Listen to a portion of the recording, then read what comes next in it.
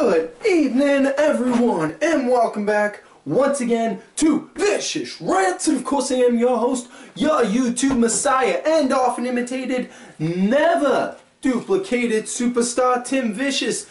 And folks, before I go into this week's show, I do want to thank everyone that did bother to take the time to look into what I said last week about With the Spring for SIDS. I will continue to put that link up. If you have any questions in regards to it, by all means, please ask me, and I will direct them to my sister-in-law immediately, so that way she will be able to address any and all questions, concerns, whatever you may have in regards to it. And, you know, this is a serious issue. I wouldn't bring it up on this show if it wasn't, and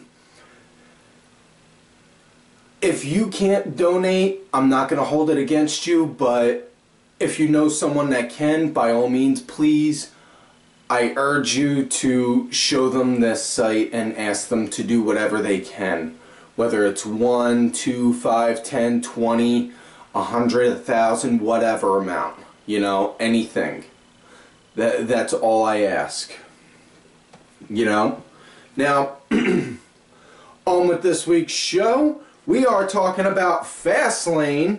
Now, funny little thing about with this pay-per-view, I got a lot of mixed signals because I had somebody who I talk to on Twitter every now and again in the crowd. She was obviously on the camera side. She wasn't on the, she was on the side where the camera's obviously taped, so she wasn't seen really.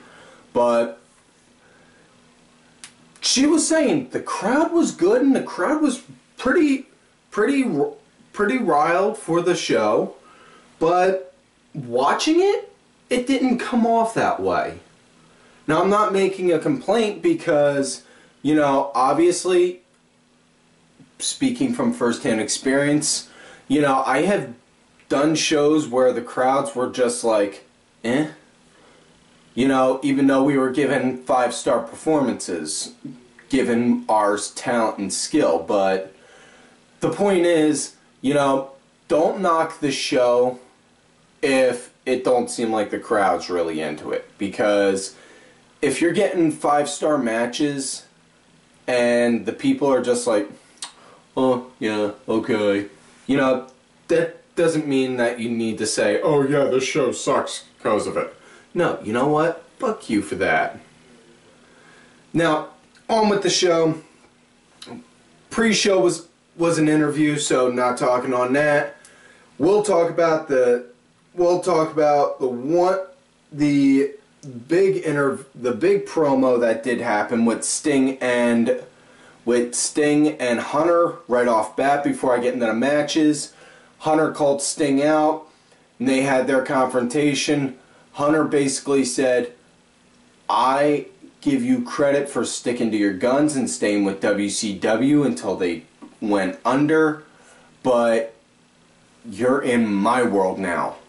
If you just back away, I will let all this go and you can just be as it was. I will have your name live forever. DVDs, action figures, specials. I could even get you in the Hall of Fame.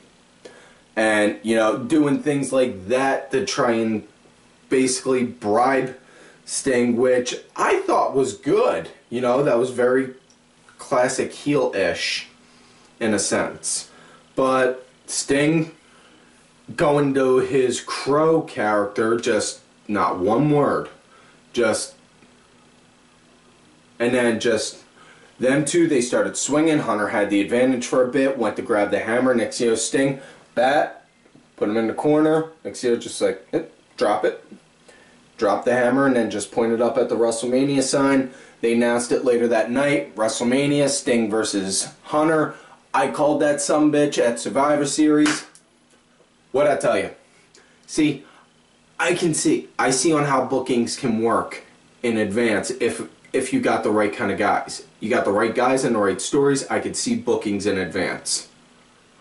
Now, on with the Fastlane pay-per-view, which, by the way, if anyone else, Am I the only one that thought that one really cheesy, I think it was the Eagles song, Life in the Fast Lane song, when they announced that was the name of this pay-per-view? If I was, by all means, feel free to say something below.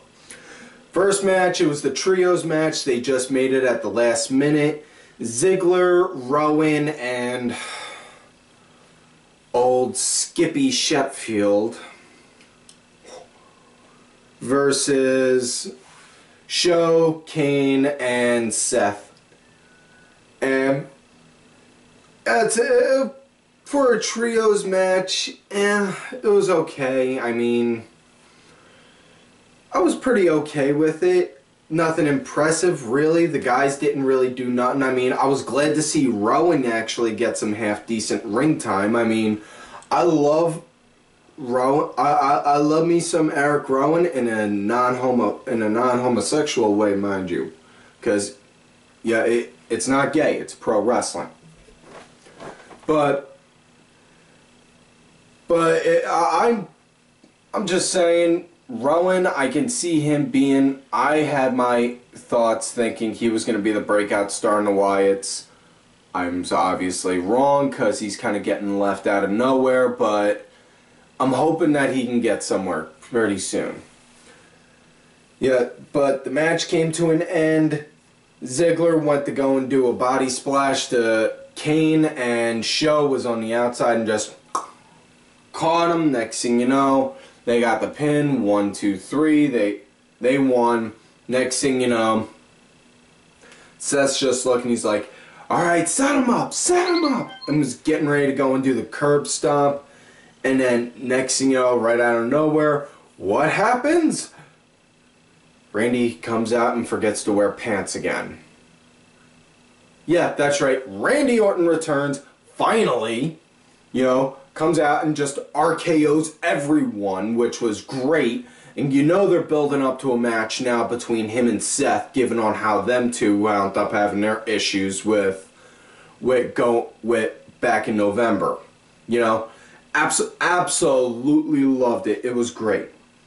Next matchup, it was brother versus brother, Gold versus Star, Dust versus Dust. I was on a roll for a minute there. Damn. Anyways, Goldust versus Stardust. This was the match I was really looking forward to because, like I said before, like the old saying goes, ain't nobody fight like family. Owen versus Brett. Steiner versus Steiner. Brett, you know, most recent memory, and Darren, I know you'll appreciate this one, brother. Mark Briscoe versus Jay Briscoe. There you go, because it is true like the saying goes, ain't nobody fight like family. And folks, true story, me and my brother, my older brother, he used to do some wrestling with me. He got out of it. I stayed in it, but when we were together, we did it, and we did matches with each other, and honest to goodness, it's just like the saying went. You don't do it any better than with family, and you don't hit harder than you don't hit someone harder than your best friend. And damn it if we didn't give every last ounce of blood, sweat, and tears we had in the match against each other. You know? But as far as what this match goes, it was good. I liked it. A lot of people were complaining that it was very slow, but I liked it because it was this kind of match. You needed to be slow because it had to be methodical. You know, it's family. You know, Cody is basically pulling himself away from the Rhodes family, and Goldust is doing everything he can to try and save him, and it's best way I could try and think of an analogy is if you were trying to do an intermission on someone, on a family member, you know, and you were doing everything in your power to keep them from crossing that line. That's on how this match basically was, and I absolutely loved it. I didn't like the finish, but I loved the match. Not to say it was my breakout match of the night, but it was a very good match in my opinion. Now, on how the match ended, I was a little upset on because I watched the replay like 3 or 4 times to make sure I didn't see it differently. Now, how it ended, Goldust wound up doing a crucifix on Cody, and the ref, you could hear the mat count, 1, 2, and then you see the ref's elbow hit the mat, but his hand just come like that close to the mat. And then and just as he did that, you saw Cody kick up, and then he said, ring the bell, ring the bell. I automatically thought like, wait, what's going on? Are we getting like a screw job deal going? You know, and then they said Goldust won, and it was just, what? I didn't like that. I thought it was a horrible idea. You know, they should have ended it in a better way. If you were going to do a pinfall win and have Goldust win, have him pull out every last move he had until, you know, to the point to where you thought Cody couldn't fight anymore. And then that way he could say, you know, that way it could be, okay, I did everything I needed to.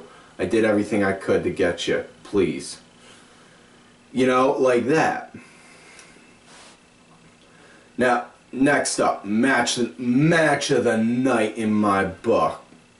Well, one of 2 matches of the night in my book. I will get to the other one, and it'll be one nobody would expect me to say. The tag title match, Usos versus Cesaro and Kid. I have been saying for a very long time, and I know I'm not the only one, and B-Rod, I know you have been saying this with me, Cesaro and Kid, WWE's equivalent to the Kings of Wrestling. And, you know, they even got Natty basically being Sarah Del Rey for that group right there, which is beautiful. I absolutely love it, and this match did not disappoint. I loved it, the whole idea and the feel on it. You know, Cesaro and Kid coming off as just not your typical, oh, I'm a bad guy kind of heel. No, dude, I'm just better than you, and you just suck. You gotta deal with it kind of a bad guy. And they're not doing it in an arrogant way. They're doing it in a way by saying, yeah, I'm better, but I'm gonna kick your ass to show you why I'm better kind of way, which is what's beautiful. And they did Cesaro, a one-legged Cesaro swing, which was beautiful. Kid, absolutely love him. Obviously, he definitely doesn't fit the atypical WWE prototype. Not saying that as a knock on him. I'm just saying you call a duck and a spade. He's about maybe 5'10", 190 something.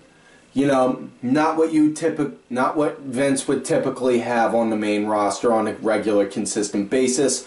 But damn it all, if NXT didn't save him to get him where he is now, I don't know what the hell does. I don't know what the hell did. Now, this was really good. I absolutely loved it, and you know, so yeah, they wound up getting the win. Kid and Cesaro got the win. Yeah, Kid, I don't even know on how to really describe it. He had one of the Usos in like it did like a fisherman swinging neck breaker kind of move, and you know, got the 1, 2, 3. They won, and oh my god, you'd have thought the roof on my house exploded with on how I gave an NWA Road Warrior pop for them. That's on how big I went. You know, and damn it all, if they ain't the best tag team in WWE, I don't know what other team is. And notice I say in WWE because best tag teams in wrestling, period. Right now, the #1 team, tie between Red Dragon and Young Bucks. It is they're both just way too good for me to say which one is the better of the two, which is saying something because I absolutely love both. So I'm not going to go into a debate saying which team's best. I'm just going to say, leave it at that. They won. And yeah, I love that fact that we got that. You know, so now next up it was time for us to get our daily dose of penicillin because it's an ST Divas match. So, yeah. Paige versus the Bella that got the boob job. And yeah. They did that. And, well, everyone was laughing because Lillian botched on the promo, or not on the promo, on the ring announcement saying that it was for the Women's Championship and not the Divas. And in all honesty, though, I'll take that kind of a botch as far as what ring announcing goes any day of the week. Twice on Sundays. More to the point, twice on Sundays when it's a pay-per-view. But, moving along, this wasn't as bad as a regular ST Divas match, but still doesn't beat the girls in NXT. Because, you know, those girls can get a This Is Wrestling chant. You're lucky if you can get the ST Divas to go and get any kind of wrestling chant, you know? But yeah, it was pretty okay. I mean, it felt like a really, really good women's match on Raw. Not saying it was pay-per-view quality, but it was good. You know? I mean, the Bella obviously won, which I can't say I was yay or nay for. Because honestly, the only thing I'm really happy about right now as far as what the main roster's women's division goes is that AJ isn't on there, because without AJ on there, now the crowd has no reason to chant CM Punk, so I'm happy. By all means, AJ, take all the time you need to heal. You know, you don't rush on my account at all. Next up, Intercontinental title match. Wade Barrett versus Dean Ambrose. I was looking to this. I put out on a prediction on there that Barrett was going to win using a dirty finish. That didn't come to be, but the match itself, it was very good. It was very much so more of a brawling kind of a sense for a match than it was a actual match. You know, both guys were pretty well even. While the match came to an end when Ambrose pretty much refused to answer the ref's 5 count, and the ref called for the bell and was like, no, you know what, that's it. No. Now, and Barrett won by DQ. So Barrett won by DQ, and Ambrose just went off, gave Barrett a dirty deeds, beat the snot out of him, and then grabbed the title and was like, this is mine right here, and just walked off with the title. So while Barrett's the champion, Dean has the title, which is really good because now Dean has leverage to go and say, I want you to give me another match. You give me that match, I'll give you this title if you can beat me. You know, that works. You know, it's with Dean's unstable character, it plays really good to his gimmick as far as with a ring psychology standpoint. That's just me though. That's me thinking on that. I liked it though. Yeah, and excuse me. Next up, it was my second match of the night. Rusev versus Cena Die for the U.S. title, and yes, I know, a big time shocker, seeing as on how adamant I've always been on Cena. You know, about this. The reason why I say it was match of the night was because Rusev officially made himself as a made guy in this match, because he basically, he gave crap, he beat the crap out of Cena and took the beating Cena gave him as well. And it was really good. I enjoyed it. You know? I mean, the whole time I was pulling for Rusev to win, but, you know, that aside from the point, it was a good match back and forth between them. I mean, I couldn't help but laugh at first, though, because when Rusev kicked out of Cena's AA, the first thing I thought of was Rusev kicked out at 2. Does this mean Cena's gonna file in wrestling court for gimmick infringement? But how the match came to an end, you know, Cena was getting ready to go and get the win. Lana came in, distracted the ref. First time, my recollection, Lana stepped in and interfered into a match. But anyways, Rusev kicked him, and in the immortal words of the king of old school, Steve Corino, he just kicked him in the ding-ding! Kicked him in the ding-ding right there. Next thing you know, locked the accolade in, and I mean, locked that thing in good and tight to where Cena passed out. Ref called for the win based off of that, because he passed out. So Rusev won based off of that. So you know they're going to build to a rematch at Mania. That was already a given.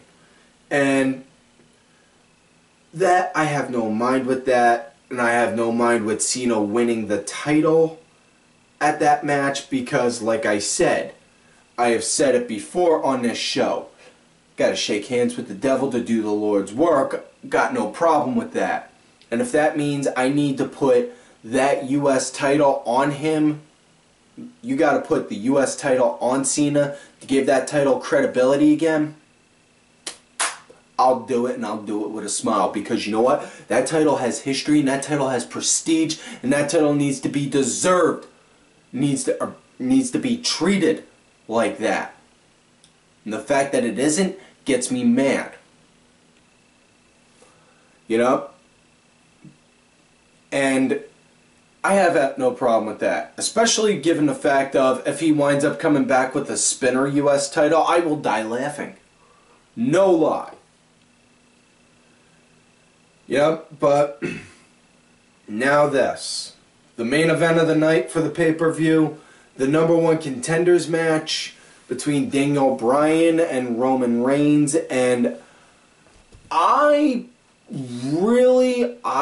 walked into this thinking, okay, they're definitely going to have Roman win. And yes, Roman did win, but what I got out of this match right off bat was, oh my God, no, I feel so sorry for Roman now. About 15 minutes into the match, he's gassed. You know, I mean, Ric Flair, never really been a big fan of the guy.